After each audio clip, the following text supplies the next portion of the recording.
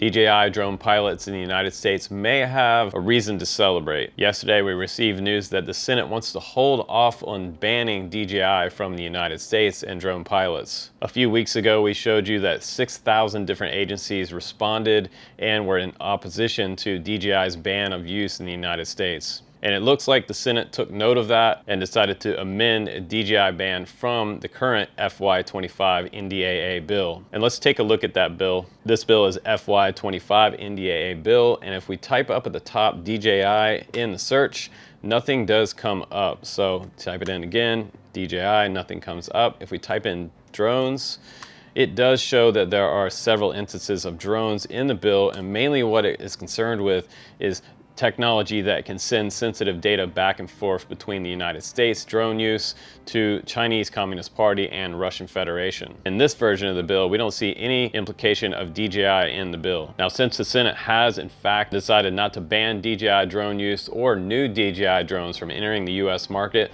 there is one catch. Before this bill passes through the Senate and goes on to the President for signing, it has to reconciliate with Congress and then go back to the Senate for final vote, which means that the House has to agree with the amendment to the bill. And this will challenge the Countering CCP Drones Act, which Elise Stefanik introduced and was lumped into the FY25 NDAA Act. And if Elise Stefanik gets her way, the FCC would no longer be able to provide new authorizations for DJI products or drones. And this would go on further to revoke access from existing applications which run DJI software that connect to the internet or run cameras or drones under fear of espionage. The Senate's decision to exclude the ban from its version of the NDAA reflects a more cautious approach toward the issue.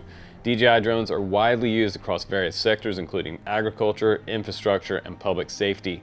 A sudden prohibition could disrupt ongoing projects and impede progress in critical areas such as public safety and operations. And we voiced those concerns specifically in the last newscast. So as of July 12th, since our last video where we said DJI will be banned, now we have a little bit of light at the end of the tunnel, thinking that might be a possibility that we can continue to use DJI products in the United States, which would be amazing for the drone community, considering that DJI is 90% of the drone community in the United States. Because since the information from the Senate came out with the amendment of the FY25 NDAA bill, there's also another component added to this DJI drone ban. Now lawmakers want drones to be added to the US security probe of Chinese smart cars. So there is a current probe into Chinese electric cars being connected to the internet and giving sensitive data back to the Communist Party of China. That may be a security concern that Congress is trying to address right now. And right now, the same committee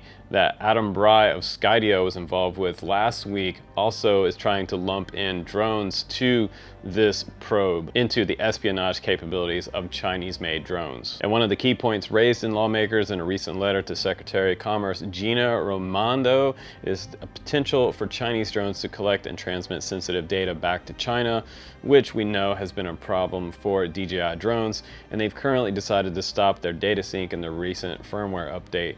But this data can include everything from video footage, which we told you about before, critical infrastructure, personal information of American citizens, and lawmakers argue that without proper regulation, these drones could exploit vulnerabilities, compromising not only on individual privacy, but also national security. But it is good news that the Senate has rehashed the FY25 NDAA Act bill that is currently trying to go through the Senate. And if they do reconcile with Congress, that means that DJI users in the US and pilots across the nation, first responders, photographers, and anyone who uses a DJI drone and enjoys this as a hobby can continue to in the coming years. I think that DJI will be around the United States if they have to work around this bill somehow to make an NDAA compliant drone. I think DJI can do that. Stay subscribed on the channel. I appreciate you for watching.